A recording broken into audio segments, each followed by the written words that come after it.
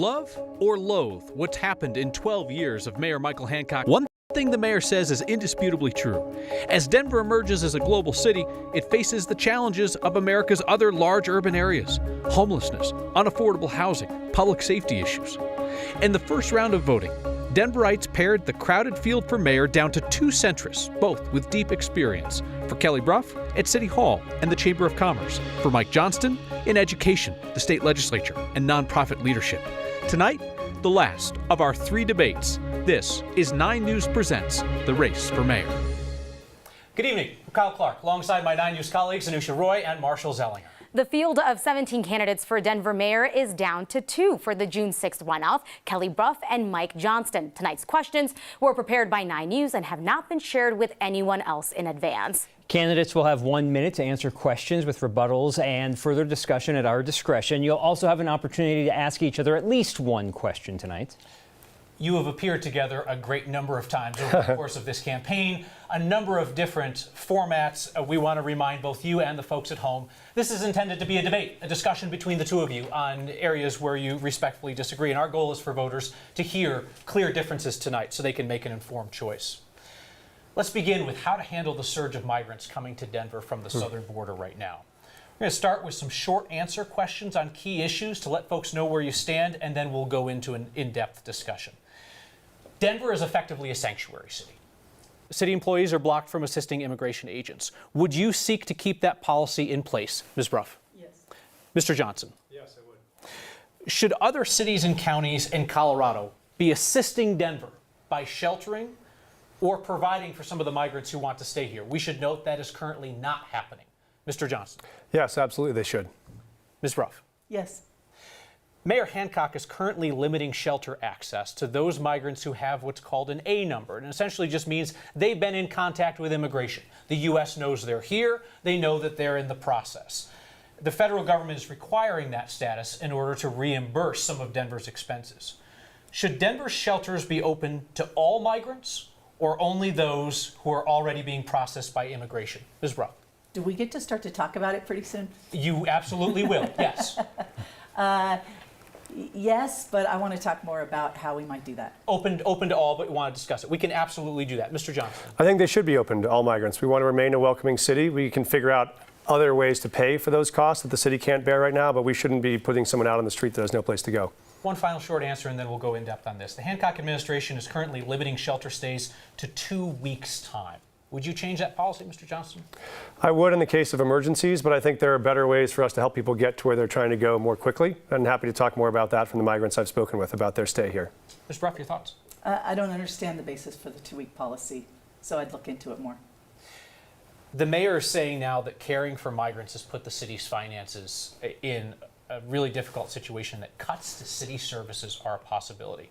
Here's a chance to talk about this more in depth.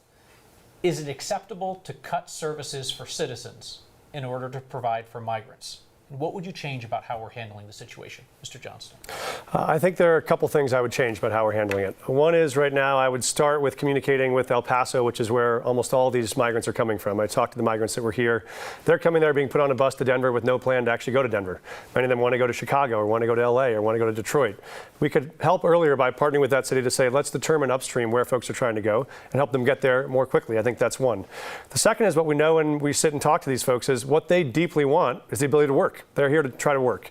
We also know that employers want the same thing. They want people to be able to put to work. The challenge is just we have a federal government who refuse to let people who want to work go to work for employers who want them to work for them. And so what I would do is also reach out to President Biden and Secretary Mayorkas and say they should immediately put in place TPS, temporary protective status, for folks who are here seeking asylum, so we can actually have them get to work while they're here. Then the city doesn't have to be supporting their costs. They'd love to support themselves. They just need the chance to work to be able to do that.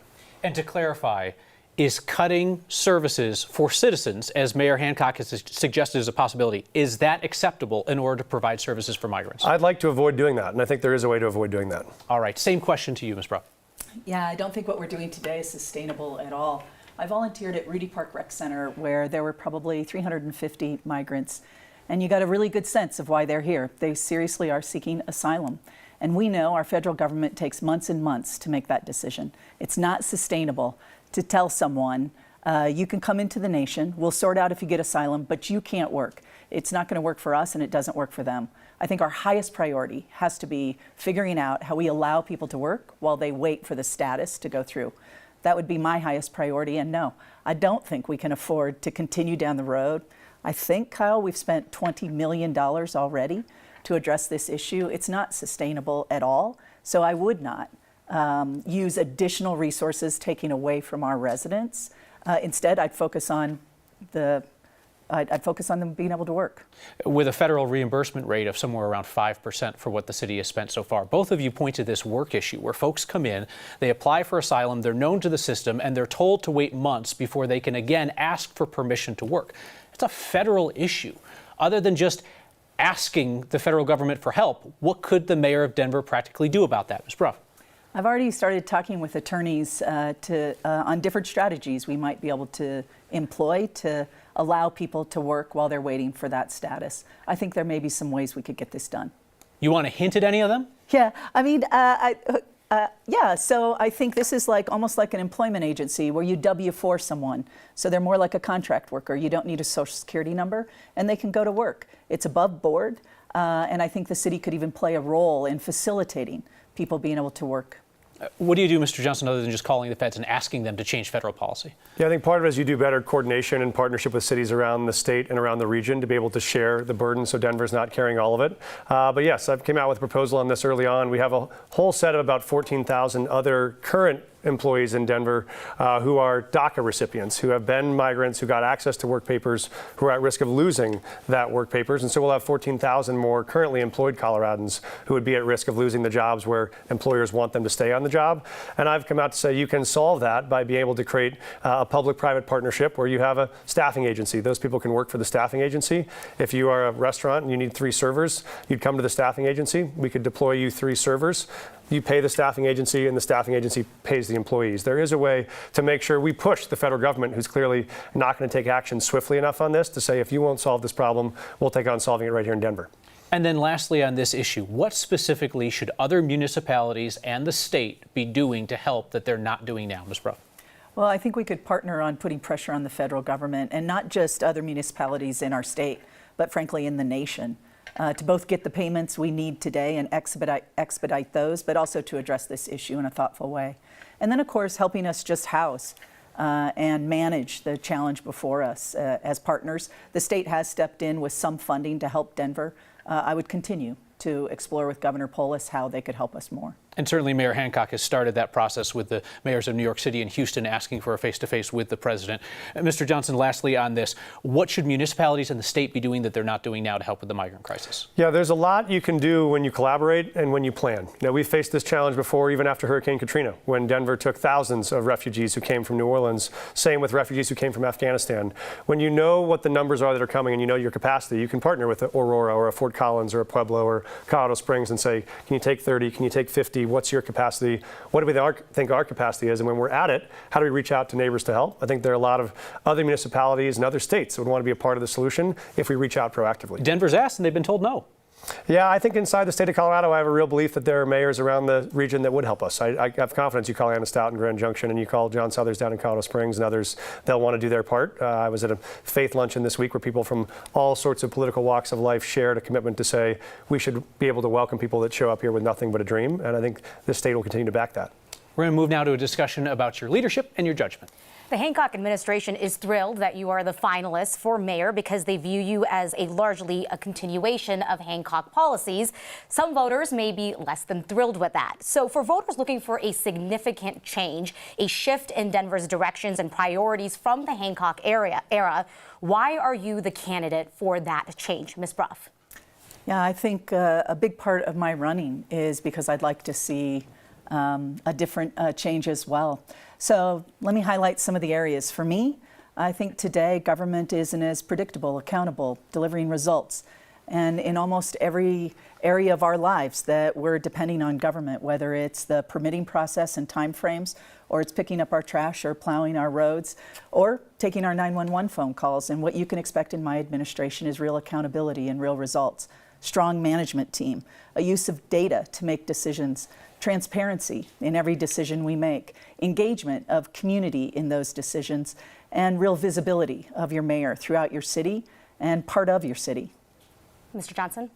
I think one of the biggest changes I would want to see is a real aggressive effort around affordability. I think when I talk to a lot of folks in Denver, they are frustrated that they've seen a whole lot of units get built in this city over the last 12 years, but a whole lot of units that don't seem affordable to the folks that actually live here and are trying to be able to stay here. So you've seen a lot of luxury units go up that are $2,000 or $3,000 a month. What we want to really shift the focus toward is how do we make sure the development that's happening in this city is making it possible for people who live in this city and serve this city and have been here for generations to be able to stay in this city. For me, that means focusing on building units that are permanently affordable, so you don't have to pay more than 30% of what you make. So if you're a first-year teacher making $40,000 a year, you don't have to pay more than $1,000 a month in your rent, and you don't have to worry that next month or the month after some new landlord might come in and jack your rent up and you're going to be pushed out again. I think that's been a big challenge for folks, is feeling like the city's not been responsive to meeting the overwhelming crisis on affordability, and that's one I'd take on day one. Ms. Brough, as the longtime head of the Denver Metro Chamber of Commerce, you led what is essentially one of the most powerful conservative organizations in Colorado. In our first debate, you told us that you couldn't immediately think of any examples where the interests of business are different than the interests of citizens. So here are a few examples of where Denverites voted and disagreed with you. Oil and gas setbacks. You fought against them. Denverites overwhelmingly voted for them. Paid family leave. You opposed it. Denverites voted for it by a wide margin. The creation of a progressive income tax to fund schools. You fought it. Denverites overwhelmingly voted for the measure. The question, has your advocacy on behalf of business interests been out of step with the views of most people in Denver? Not at all. Let's just take one of those issues, paid leave. This has been, my mom was a single mom. I've been a single mom. Paid leave for families is one of my highest priorities and one of the areas I focused on my entire life. I provided it to employees at the chamber. But this is also where, when you have a flawed policy, I think our citizens of Denver want a mayor who tells them the truth, that a policy doesn't work, that it's flawed. And even Governor Polis agreed that that was a flawed policy. The city of Denver today, and many Denvers and the city of Denver and many other cities agree that it's a flawed policy and have adopted their own to provide a better benefit to employees. So I think on all of these, you have to dig in. But I understand there's times when the chamber's position would be different than Denver's, but the chamber's not running for mayor. I am. How do we distinguish between the two? I can answer every question about what my position is versus positions the chamber has taken. And I've done it throughout this campaign, and I'm happy to continue. So fighting oil and gas setbacks, that was the chamber's position. Was that your position? Yeah, my position on oil and gas has been very consistent, trying to set the highest standards and make our transition and hit our goals for 100% carbon reduction by 2040. Consistent. So again, were you personally opposed to the measure that Denverites overwhelmingly voted for on oil and gas setbacks? So let's focus on this particular measure. Denver has no production of oil and gas in its, so I don't care. We don't care about this setback issue in Denver. I imagine people might care relevant. about the health and safety of people outside the city. Yeah, of course. So how about the issue of the progressive income tax to fund schools? Again, we're trying to distinguish between your personal position and the chamber's position. The chamber opposed the progressive income tax to fund schools. How did you personally feel about it? Yeah, I don't oppose a progressive income tax, and I don't oppose funding schools. I support funding our schools, and I would support a progressive income tax. Again, for me, it'll be the details of the proposal that I would respond to. And I asked you about some specifics. More generally speaking, to wrap this up, how often were you advocating for conservative policies through the Chamber of Commerce that you personally, privately disagreed with? I think because, Kyle, the role I had was to represent an organization of 3,000 members and trying to reach consensus about really complex policy issues and the position they would take. Honestly, I separated, my personal view, even when I was trying to help drive toward that consensus or the approach we would take. And that was true whether we were taking more conservative, in your language, or more progressive positions, like supporting the LGBTQ community, or passing a tax increase to fund every Denver public school graduate to go to college. I would say on all of those, I was always trying to find a path forward to address a real challenge. Thank you. Ms. Brough, you've had concerns about increasing the minimum wage and the burden that it would put on businesses, in particular small businesses. You opposed Amendment 20, a statewide minimum wage increase that Denver voters had approved by a margin of 2-1. So should Denver's minimum wage workers be nervous that their mayor was opposing making more money? No, not at all. The concern on that, I think, had to do with it was in the Constitution. I'm doing this from memory. And I think that is a problem that we have learned the hard way in Colorado, putting everything in our Constitution. And again, flawed policy is the challenge. I strongly support minimum wage. In addition, though, I strongly support work that we can do as a city to make it, people actually be able to afford to live here by focusing on housing and affordability of housing, which I think we can even make greater progress than just minimum wage. So to be clear, you would not try to change the minimum wage in Denver or go back to city council or make any changes to the policies? I support minimum wage.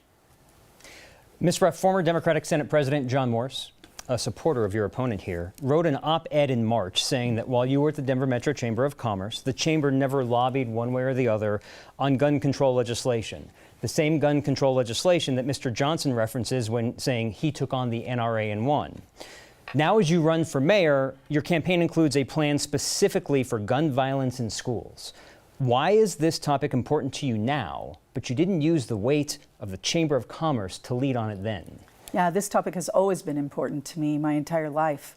My girls lost their father because of access to a gun. And so for me, this is a critical issue. But again, the Chamber of Commerce has a process and 55 board members to decide its priorities and what it focuses on. And you don't control that. That is an entire process. Didn't change what my priorities have been my whole life. Going back to Kyle's question, was this an example of the Chamber of Commerce having one position and you personally having a different position? Well, in this case, I think the Chamber had no position. But yes, I had a strong personal position. I have my whole life. From a position of leadership, did you have any power to say, I personally think we should take a position on this? Yeah, of course. And I did. And I probably have shared that personal position throughout the chamber in conversation. But I don't have the power to direct the positions of the chamber, even when I was its CEO. Thank you. Mr. Johnson, regarding your resume claims on leading on universal preschool. You were CEO of Gary Community Ventures, which provided more than $1 million in funding to help pass Proposition EE in 2020. That raised nicotine taxes to fund universal preschool. Prop EE was put on the ballot by state lawmakers and a bill signed by the governor. I want to give you some excerpts from Governor Jared Polis' State of the State speeches. In 2019, quote, our top priority this session, offer free full-day kindergarten while expanding free preschool. In 2020, quote, I'm committed to achieving universal access to quality preschool for 4-year-olds by the end of my first term. So when you say you led on universal preschool, aren't you taking credit for the governor's push for universal preschool? No, there was a broad coalition of people who were all working together to get universal preschool done, and we were proud to be a part of it. We started the drafting of the measure earlier that year and were prepared to go straight to the ballot on it, actually, and not go through the legislature. Through extensive negotiations with leaders in the legislature, we decided there was a path to go through the legislature. So we reached a compromise, brought it into the legislature, helped support and advocate for it to pass, and work with members inside the legislature. Then when it got referred to the ballot, we helped pull together the campaign to succeed at the ballot. That meant giving money ourselves. It meant fundraising for other organizations. It meant going to editorial boards and talking to media outlets across the state to make that case. And we're proud to partner with the governor and with organizations like Healthier Colorado and preschool advocates to make sure we got that done. So I think that was a broad coalition we were excited to be a part of from the very beginning. So broad coalition, partner with, is that the same as leading? Oh, yeah. I think that everyone in that coalition had a real leadership role. We had a leadership role in drafting and developing it with Healthier Colorado and Jake Williams and folks like the Mirage Foundation and others. We had a role partnering with legislators who helped lead to get the votes in the legislature to get it passed. We had a role in the ballot campaign, which required raising the dollars and building the coalitions to get it endorsed and passed. And it was a historic success, which brought universal preschool statewide. And I think that's a win-win for everybody that was involved. When it comes to the gun control bills in 2013, you say you took on the NRA and won. One of the bills that you referenced was supposed to ban large capacity gun magazines that hold more than 15 bullets. You voted yes on that bill, and we can debate whether that's taking on the NRA or not, but my question is about whether you really won. My investigation a few years back proved both that large capacity gun magazines are still sold in gun stores throughout the state and county sheriffs are not enforcing the law. So why even reference this large capacity magazine ban as taking on the NRA and winning when it's been proven that large capacity gun magazines are still sold in the state? Yeah, it's critically important to both pass legislation and then enforce it. Obviously, there are still folks speeding in Denver tonight, and that does mean we should take away the speed limits in the city. It means you have to work hard to enforce them. I think on this story, it's an important one. The actual story of this measure for folks that weren't there is that, yes, we were in the state Senate. It was on a final vote. We had lost several Democrats, and it was down to one vote. And we were waiting to make closing arguments to see if we could pass these two bills. Many people had led to get to that stage. The legislators in the House, the legislators in the Senate, the parents of people who lost their kids, the victims and survivors, all showed up to push for that. They all led in this effort. But yeah, when it came time to try to hold the final vote, my caucus called on me to make the closing argument in that well, and I was proud to do it to make sure we both closed that 18th vote and that I could help cast one of those votes myself. Every single one of the 18 senators who cast a vote that day led that day. Every single one of them often faced threats, faced intimidations. Many of them then were targeted for recall. And when that happened, I also showed up to knock doors for those senators, to protect them, to help raise resources to make sure we weren't a proof point for why you couldn't take on gun safety, but instead why you could build a coalition to do that, and I was proud to be a part of it. Why call it winning? Voting for it and passing it, sure, but why say you've won in this battle? Well, first of all, the battle is never over. There's always more steps to take, and good steps have been taken this year. But at that point, there had been no real legislature that I know of in the country that had taken on this question of how to really ban high-capacity magazines, and the gun lobby was very powerful, as evidenced by the fact that there were hundreds of NRA members circling the Capitol, honking their horns all day long to make sure we couldn't have debate on the Senate floor. People who got death threats, people who were consistently harassed. And so our ability to say we refused to back down. A lot of legislators thought of those ideas and backed off. We didn't back off. We stayed in the fight, we showed we could make progress, and then that wasn't enough. We stayed back to continue and return to these issues on issues like red flag laws, or the issue that the legislators did this session focused on things like raising the age for minimum purchase or adding waiting periods. Those are all important steps. No one battle wins the war, but you have to continue to stay at those day in and day out, especially on an issue as complicated as guns. I want to ask you one more thing about another claim you make referencing COVID Check Colorado, yes, which provided COVID testing in the state. You claim you took it from one person to 1,500 employees. Now, the city has about 13,000 employees, so it's important to know your experience running a large operation. Yes. On the COVID Check Colorado website, under employment verification, it says most COVID Check Colorado sites were staffed by third-party staffing agencies. Individuals at these sites were not employed by COVID Check Colorado LLC directly. So can you clear up some confusion for me? If they were not directly employed by COVID Check, why are you claiming you had 1,500 employees? Sure. So here's the important role that we played in this, and this also was a broad partnership. It was summer of 2020. If you remember, at that point, schools were shut down. There were a lot of fears that schools wouldn't be able to reopen in the fall. And we talked to teachers, and what they said overwhelmingly was, we want to go back to school, but we need access to regular testing if we're going to do that. And so we started in that summer a plan to start testing teachers in schools and colleges. We brought on more than 100 partners. We provided more than 100,000 tests to help reopen schools that fall. And then when it was time to scale that, when the November, December came and the state wanted to offer this kind of testing statewide, they came to us. We built a partnership to expand that, and we started leading and operating those sites around the state. That meant we had our own employees that were growing. That meant there were places where we had staffing agencies who helped us. But in each one of those places, we were partnering with those staffing agencies. We were directly paying them, and we were directly supervising them. They were the ones on our site being able to make sure when you drove up and needed a test, they were there to give you a test, to make sure the technology got you the results back on time. So we supervised and oversaw all of those partners, and we paid all their salaries, even if they were working for other staffing agencies. You mentioned in the migrant conversation that you could hire staffing agencies in that situation. As mayor, would you consider that as they are city employees? Oh, I think they are people under our supervision if we're hiring them and paying them, but they might be separate from city employees. But in this case, you have to be creative about how to solve problems like this. We had to do things like go to catering agencies that had gone bankrupt and said, we know you have a bunch of employees who aren't currently working because they were doing catering and that shut down during COVID. Could we convince all those folks to come be COVID testers? And more than 1,000 people all left whatever they were doing or decided to redirect their entire career paths to say, I will come in and serve the state to provide this core public service. That's a thing to celebrate, and we were proud to partner with them. Thank you. Yes. A lot of candidates have stood at those two podiums over the years with real disdain for each other, but this race is weird because you two seem to actually like and respect one another. And listening to you talk, it seems like you actually think that the other one would be a good mayor. You just think you'd be a better mayor. And that might be because you agree on a lot of things, but you don't agree on everything. So the same question for both of you. Is there any policy advocated for by your opponent that you think goes beyond just a difference of opinion or approach and is something that you think would be actively harmful or dangerous for Denver? Ms. Brough. Yeah, I appreciate your question, Kyle. And it sounds like I'm too nice. I don't think that could be so. I'm going to focus on, I think, the plan to address people who are unhoused in our city. And I think I'll highlight, what I think are missing steps for Mike's plan. So first, I think there's an urgency. And I think his plan lacks an understanding of that urgency. And for me, that urgency is based on the number of people dying unhoused in our region. I think last year, 173 people died. The year before, 269. And when I spend time at encampments or talking with people who are unhoused, I can think of specific conversations I had recently with a woman named Sharon. And I ask every single time, would you like to get to a safer location if I had a place to take you? And it's emotional. People are begging to get to a safer location.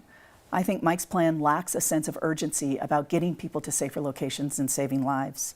I think it lacks a regional strategy. And I think this is a fundamental core to being successful and really starting to address this issue. I think tiny homes are just not a practical solution as the primary way to house. And I really listen to service providers when they say that approach is not going to work.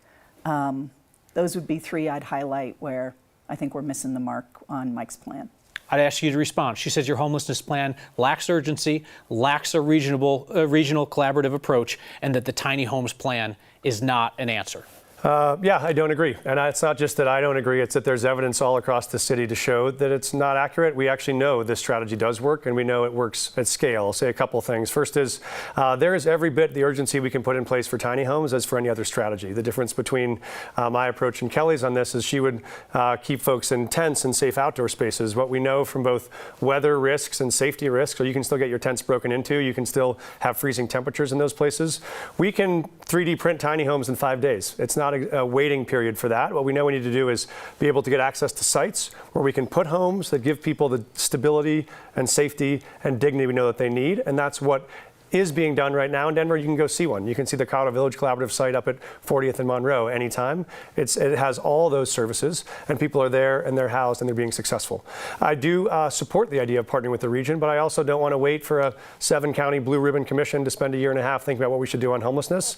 We know this problem is urgent and it exists right in the core of our city, and we can be able to move those people immediately from the places where they're living on sidewalks and under bridges to places where they could have safety and stability and get back up on their feet. I would do that right away and first. When we get all those 1,400 people rehoused and we want to look with Aurora on what's happening on the Colfax border with Aurora, great. Or on the Lakewood border, we'll do that. But we don't need to wait for another city to lead our obligation to bring a solution now. We're about to have a much longer conversation about how to address homelessness in this city.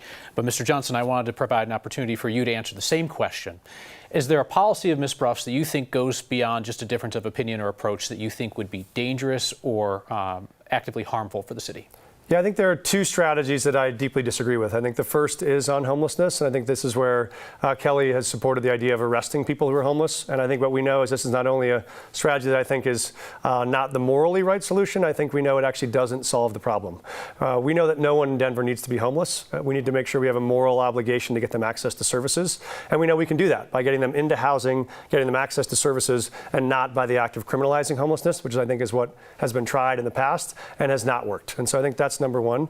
The second is when in our last debate, Kelly mentioned her support for potentially rolling back the police accountability that was done with bipartisan support in the legislature several years ago, which says that if a police officer grossly abuses someone's constitutional rights in the way we saw after George Floyd's murder, that they could be civilly liable. I think we ought to keep very high standards for our officers. I think our officers are able to meet that standard. But I think going back on what has been a bipartisan support and deeply advocated by folks like Leslie Herod and others to make sure communities of color feel safely treated by their officers, I think that would really damage people's faith in our own officer corps. Reference to current State Representative Leslie Herod, former candidate in this race, who's endorsed Mr. Johnston. Ms. Brough, this idea that you want to roll back police accountability, we've talked about this before. Could you please answer his criticism? Yeah, not at all. I've never suggested, I will answer, but I've never suggested that we roll back accountability for our officers. This particular issue is talking about a state law that was changed.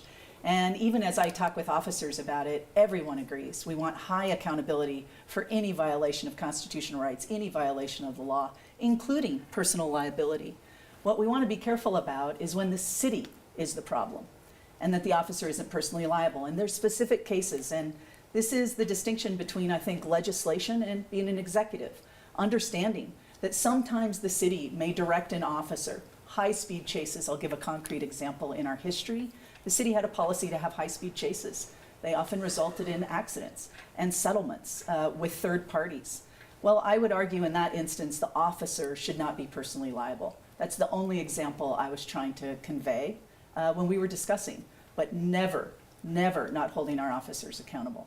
Can I also talk about the homeless? Briefly, please. Okay.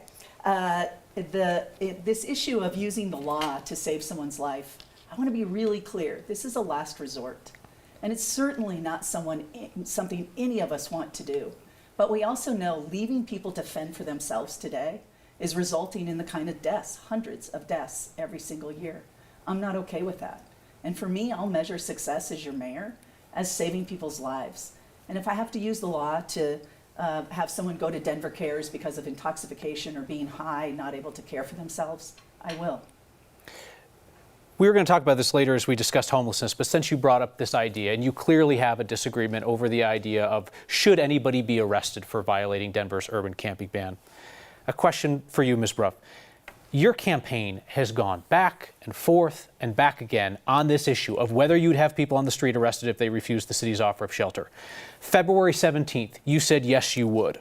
3 days later, your campaign co-chair, Denise Maes, formerly of the ACLU, said you would not. The very next day, you said yes, you would.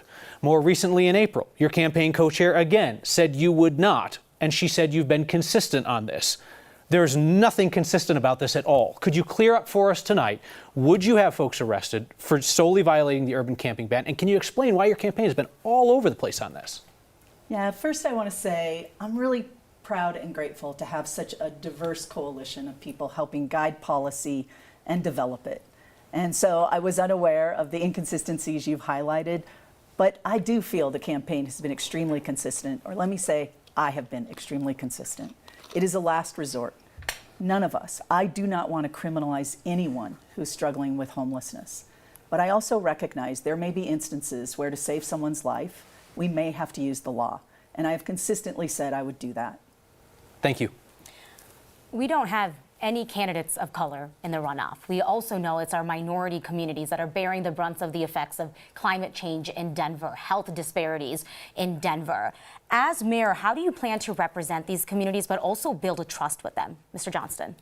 I think this is a really important question, and I'm proud of the fact that I've had the chance to represent them already and to do this work shoulder to shoulder. As you know, I was first elected to the state Senate, and I represented what was a historically black district in Northeast Denver. So when I was elected, I knew the most important thing to do was to make sure I was deeply connected to that community and available and accessible for them to be able to reach me. So I opened a community office in North Park Hill in the Holly. I was there for 10 years. At that point, I was the only legislator who had a community office, but I thought it was important because I knew that I wanted to be in close community with the people who wanted to have their voices heard and made sure we could bring legislation to the Capitol that served them. The same thing was true when I was a school principal and represented a community of people that were many of them immigrants from Mexico and Guatemala who felt like they didn't have a voice in this country and wanted to know how they could pursue the American dream. And our effort to help make sure those young people could actually get access to college, and then going to the Senate to change the law to make sure those dreamers could pursue their dreams and get to college and get a job has been a huge part of my service. I think my entire life over the last 25 years since I got out of college has been serving communities that have been underrepresented and making sure we elevate their voices and make sure those voices get heard. That's what I've done my whole life, and that's what I would do as the mayor. Thank you. Ms. Brough? Yeah, I want to start by just sharing a little about how relevant this question is, starting with my personal life. I married my high school sweetheart in Montana. Mike was indigenous, and we came to Denver because Montana was a tough place for a mixed-race couple in the 1980s, and Denver embraced us. Our girls are mixed race as well. And for me, what that meant is I understood at a very young age the privilege I have as a white woman. And I think that changed my view in every single job I have ever held and how I do the work I do. So for me, not only did I have to teach a daughter how not to internalize some of the race issues she would face, but I also then devoted myself at work to make sure my teams were diverse, my boards are diverse, my relationships, the work I do engages community, never assuming I know the answer, but engaging people to help identify how best to address the challenges and issues. I've not only done that in my work throughout my life, but in my campaign, and you'll see me do that as mayor. Ms. Brough, Denver has never elected a woman mayor. What? It is a part of your campaign. It's in your new ad that is airing right now about how a woman is the right for this position. But today, the third place finisher in the first round, Lisa Calderon, endorsed your opponent and said that the woman card wasn't enough because you don't share her values. And do you think that women will vote for another woman even if they don't share in your values? So let's start by first saying, I don't think I'm playing the woman card in that ad. What I say is the best man for the job happens to be a woman. The card I'm playing is I think I'm the most qualified candidate. That said, I do think values are important in guiding people in what decision they make about who they elect, their belief about who can do the job. I look at two of the people who've endorsed Mike, Lisa Calderon most recently, but Leslie Herod. They're probably the two most outspoken people in our state for defunding the police. And it is true. I have acknowledged publicly that I think we need officers and we need to hold them accountable. And so I could see why she would say she doesn't agree with that. Let's talk about homelessness policy that you touched on a little bit earlier, and hoping that we can clear something up. Ms. Brough, you have repeatedly said that you will stop the Hancock administration's homeless sweeps policy. Yet you also told us in a debate that you would forcibly clear encampments that are in violation of the camping ban. Can you explain the difference between not sweeping encampments, but forcibly clearing them? Yeah, sorry. I think what I'm trying to say is I'll move people to safer locations. Against their will? No, in this case, it would be using outreach workers and support.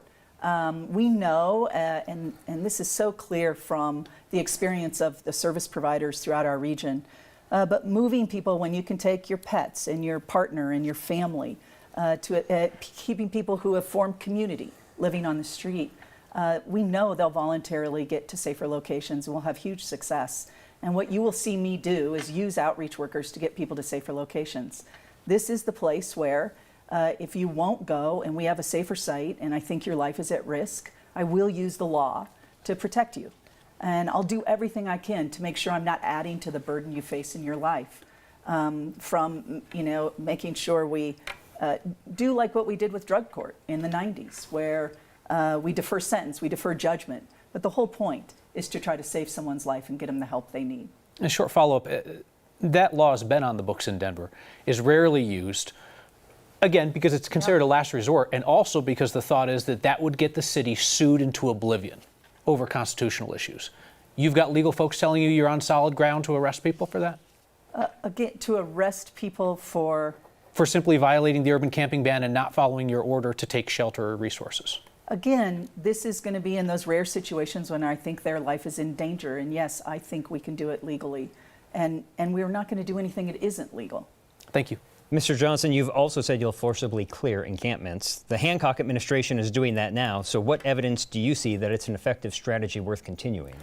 I think the current strategy is not working, and this is why my approach is different. What we know is not working about the current camping ban is if you try to move people off of a block where they are sleeping and they have no place else to go for housing, all they can do is end up on the next block, which is why we've seen this movement of people without any actual outcome. This is why my focus has been on getting them access to housing, and housing that's going to provide safety and dignity and stability that you get from these micro communities where we can put tiny homes. That is the priority, and what's important about this is it also addresses the myth, I think, that is out there, which is that folks don't want to take this kind of housing, what we know is many people may not want to go to a shelter because shelters can be dangerous, you can be unprotected, your stuff can get stolen. If we're offering units that actually offer heat and air conditioning, access to kitchens and bathrooms and showers, and safe locked door where you can store your stuff, we know overwhelmingly people who are unhoused will move to those sites. The reason why I've said I wouldn't rule out the use of it is there are occasional times where you have real health and safety risks. You have open propane tanks, or you have potentially contaminated needles, and you need to be able to make those decisions. There's a much different way to do that, which is by partnering with people, having conversations, and more importantly, finding safe places for them to go to, which is where you can allow them to move. Just a quick follow-up. In the short term, before the first tiny home is built, where are they going? So obviously, I think what will start on day one, if I'm elected, is the conversation with communities about where we can open these micro-community sites. Those include sites for tiny homes. Those can include converted hotels. Those can include outdoor spaces that are short-term. And as soon as we can site those, we can start moving people aggressively to those. And that's where we'll focus all of our energy. If we focus the energy on standing up that scale of housing across the city, which I think is what has not been done, then you have a capacity to actually not have to force people to move, to allow people to move to the kind of shelter that they want if we could offer it to them. A quick follow-up on that, on your tiny home plan that you've talked so much about. You're talking about 10 to 20 sites around the city. I assume you're not guessing. I assume that your team has scouted them. You know that they're there. Do voters deserve to know where these tiny home villages will be located before they vote in this race? And then also, current zoning only allows them to be there for 4 years. And then they have to move for at least another 4 years. Mm-hmm. Would you look to change that with the help of City Council, or are you anticipating these 10 to 20 sites moving around every 4 years? So first thing is, we do know that there are sites available. We have not selected the sites because I believe that the residents of the city ought to be able to be a part of that conversation. And so that's what we would enter into, is to say, here are the sites we have available. What do you as a neighborhood community believe is the right one of these sites to choose? And that conversation is what we would do up front. I think 4 years is still a long time horizon. It's better than what they had previously, where they had to move every year or potentially every 6 months. And so that provides for the stability to allow people to get into that housing. And usually they only need to be there 6 to 9 months to get back up on their feet, get treatment, get job training, get a job, make the first couple of paychecks, and now be able to find the housing you can move into. So I think that 4 years that the City Council has provided is going to provide us a lot of stability. If we needed to, we could make it more permanent, but I think that 4 years is a good window. Thank you. Mr. Johnston, you're pledging to do in 4 years what no major American city has ever done in any time frame to end homelessness. I just want to know which homeless advocates and experts are telling you that your 4-year plan will accomplish that. Yeah, this is where I think the deeper you look at the problem, the more clear the path becomes. We're talking about 1,400 people right now that are what we would call chronically unsheltered. They are sleeping outside on the streets somewhere around the city. That is our target, is how can we get those 1,400 people who are currently unhoused access to housing that gets them off of a street corner or off from under a bridge. And what we know is that is what these micro-communities can deliver. We know it's eminently possible to build and deliver 1,400 tiny homes in a matter of months, not years. But we've allocated for, you got to find the sites. You have to place those micro-communities. You have to be able to then get people ready to transition, provide the services, hire the staff. So that is the process that is required. But what we know we can do, and the evidence shows it, is if you offer people that are unhoused housing like that, they will choose it and they will succeed there. There's a randomized controlled trial study done on the work that the Colorado Coalition for the Homeless did that shows that when you move people to these sites, 86% of them stayed housed a year later. The most successful city in the country was Houston. They were at 40%. That means we have data that shows right now we have a strategy that can more than double the best results in the country. And there's a real path for us to get all of those folks housed. Ms. Brough, if he succeeds, he'll do what your former boss, John Hickenlooper, could not do in his pledge to end homelessness.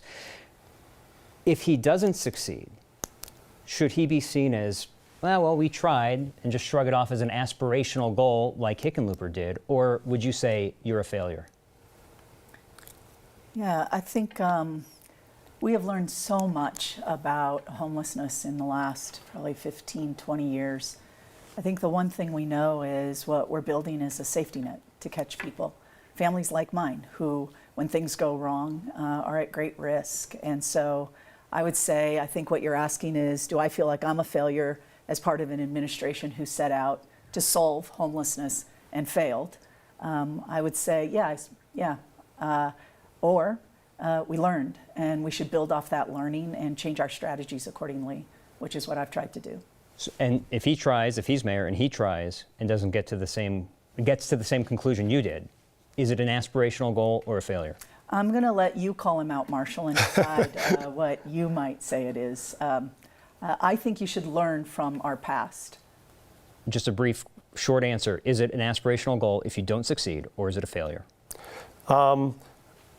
It's an aspirational goal, and if I don't succeed, it's also a failure. I think you set big aspirational goals because you believe you can accomplish them, and then you do everything you can every single day to deliver on them. So I believe in setting big, ambitious goals and then building broad coalitions to deliver on them. I've had the chance to do that a lot over my career, and that's why we set this big one, is I think the city actually wants to be called into a shared effort to say, let's take on something people think we can't do. Thank you. So in addition to local dollars and voter-approved funding measures, a lot of the programs addressing homelessness are also propped up by federal relief dollars. Mike Johnston, your plan includes securing $138 million in one-time federal stimulus funding, $50 million in federal funds to construct a regional navigation campus with wraparound services. But there's also a really big concern about a financial cliff of when those federal dollars dry up. When that day comes, where do you turn for that funding? Yeah, thank you. And small correction, there is $138 million of statewide dollars. We're only assuming that Denver pulls down about $40 million of those, which is the one-time funds we need to build the actual tiny homes, the actual shelters people need to live in. That's perfect to do with federal dollars because it's a one-time fund with one-time resources. Then what we need are the ongoing resources to support the actual staffing of these sites, because that's equally important, is to make sure they have the wraparound services people need. So you have mental health support, addiction treatment, workforce training. Those dollars would come from the Proposition 123 dollars, which are state dollars that are recurring year in and year out. Obviously, we still have a great deal of city dollars, about 150 million or so that are used that include homeless targets. And so that base is there. But I think the one-time funds come to build the units, and then these state dollars come in an ongoing way to support the staffing of those sites. Kelly Brough, your plan involves promising to eliminate unsanctioned encampments within your first year in office by maximizing current shelter and housing and then temporarily moving people into sanctioned camping sites until more housing and shelter is available. How is that realistic when Denver's current safe outdoor spaces run through the Colorado Village Collaborative said that demand for safe outdoor spaces is hugely outpaced by availability? Yeah. I mean, this is where we have to sanction significant more sites in the short term to be able to get people to safer locations. It's also why I think we have to do it as a region so that we can have enough locations and get people to them. We know Denver today, because we have the majority of services and support for people, we attract a vast majority of people who are unhoused in our region. And so for me, this is partnering with those 6 mayors. My hope is I could get more upon election to focus on their cities and what they can do to help support this transition to temporary locations, while we then focus on building what we need in the longer term. I've had the chance to even talk with the state about 3 locations. That $138 million is significantly much more of it is available when we start to partner as a region. And there are 3 locations that are being looked at to get today: Ridgegate, which is in Arapahoe County, Hudson, Colorado, and Fort Logan, all of which I think could start to serve our region and receive some of that state funding to help us have more permanent sites that frankly provide really humane and dignified housing. I want to take a moment for each of you to ask the other a question. Ms. Brough, your question for Mr. Johnston. I think for me, I'm going to ask, it just came up in the last day, but when Lisa Calderon endorsed you, she said part of that endorsement was that you committed to have hands-off Denver public schools. And in the time that I've been in this race, I think one thing I really share with Denver residents is a loss in confidence in our Denver public schools.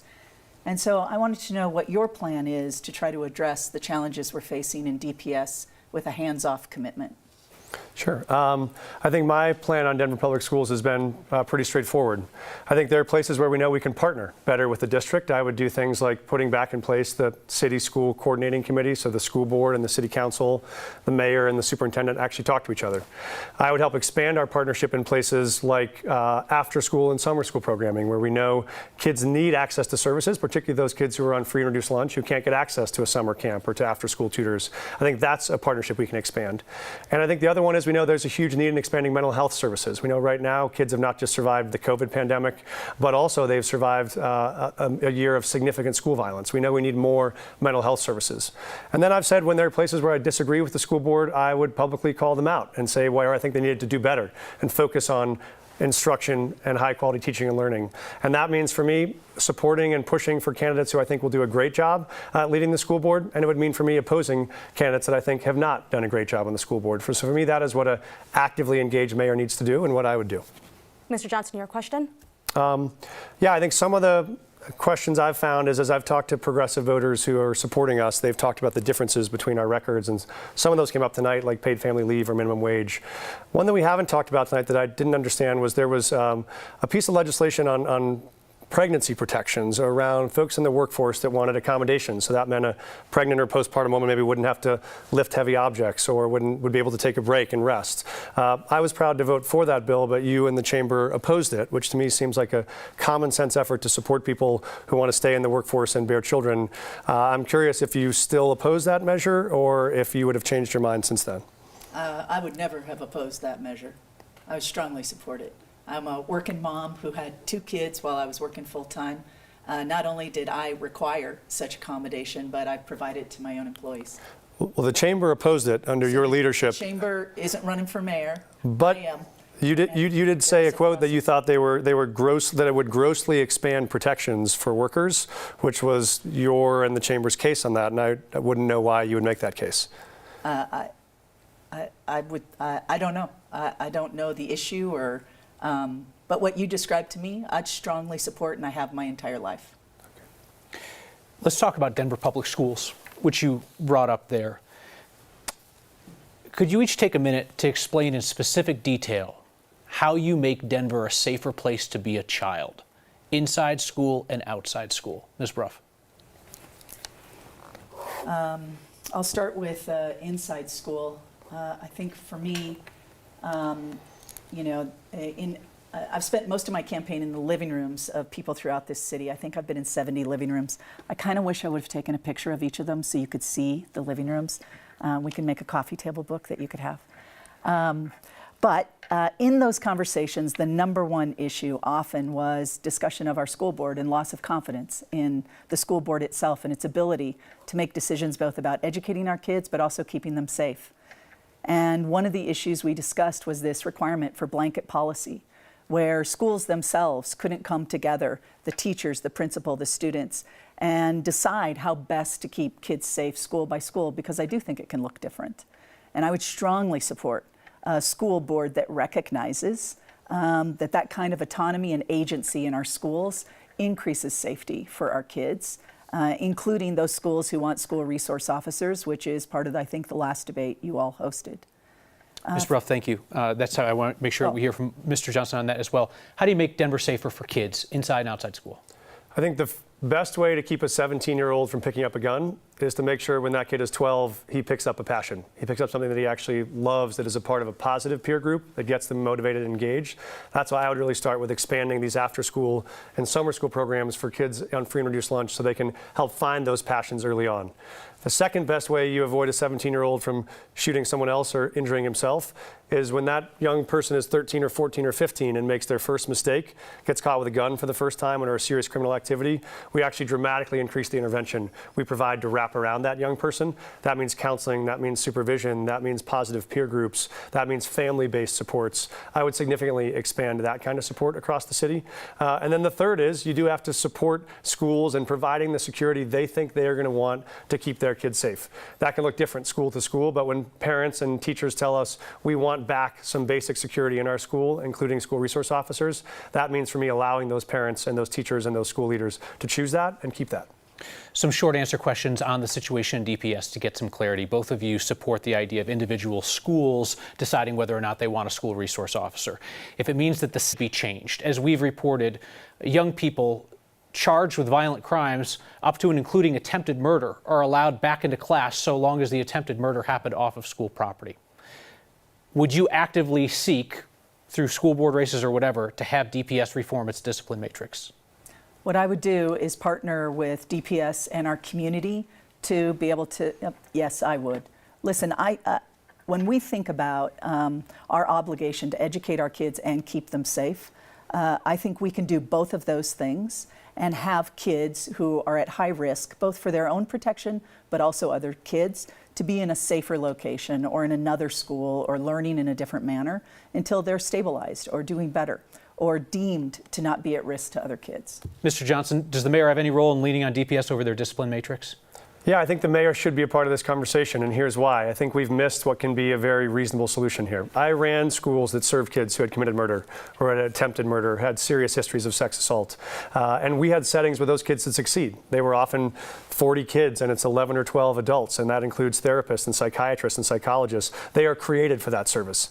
We can both offer every kid a free and appropriate public education and not say that a kid who's been expelled from another school for a gun charge ought to be in a 3,000 student comprehensive high school where we have teachers every day trying to pat them down for a gun to make sure that they're safe. That is not the right strategy, but there is a way to serve those young people and to serve them in a setting that's going to serve them better and that's going to serve the rest of their peers better. Both of you said you'll get involved in school board races. That's an awful nebulous thing to say. Let's be specific.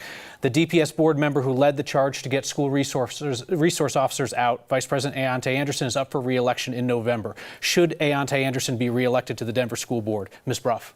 I'll work with the community to identify 3 people that, there's 3 seats up, and I'll work in community in Denver to identify the 3 people that need to be on the school board instead of who's there today. It's declined to answer. Should Aonte Anderson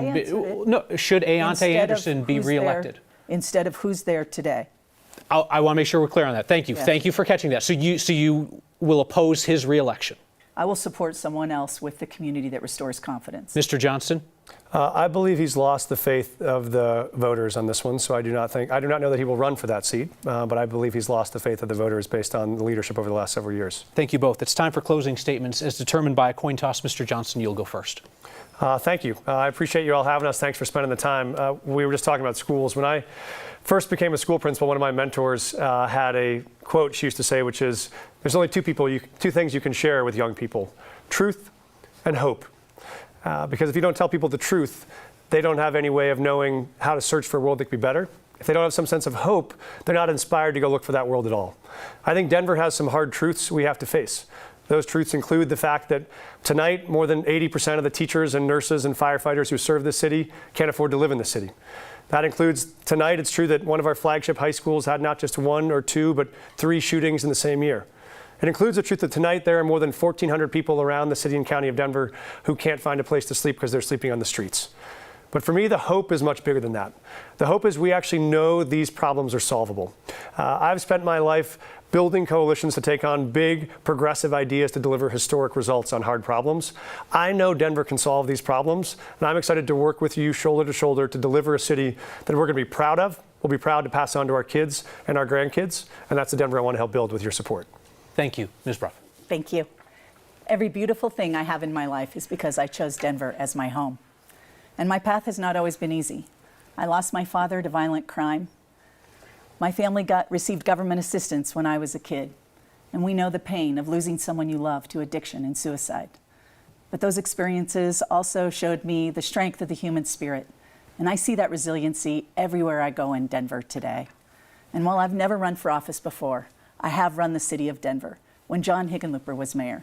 And that experience has taught me that together we can achieve the vision we share for our city: a safer, cleaner, more affordable Denver, where we end the unsanctioned camping, where those who are most vulnerable get the support and services and housing they desperately need, where our kids get the education they deserve, and we do it so they're safe. But also that every single person who works in our city can choose to make Denver their home. And I know this: together, we can make that vision a reality. I love you, Denver. I'm asking for your vote so we can get to work. Thank you both. Kelly Brough, Mike Johnston, thank you for your time tonight. In our previous debates, you and your teams have been responsive to every question we've had throughout the campaign. Hopefully that allows voters to make an informed choice. You're getting your ballot now. It's got to get back by June 6th. For Anusha Roy and Marshall Zellinger, all of us at 9 News, good night.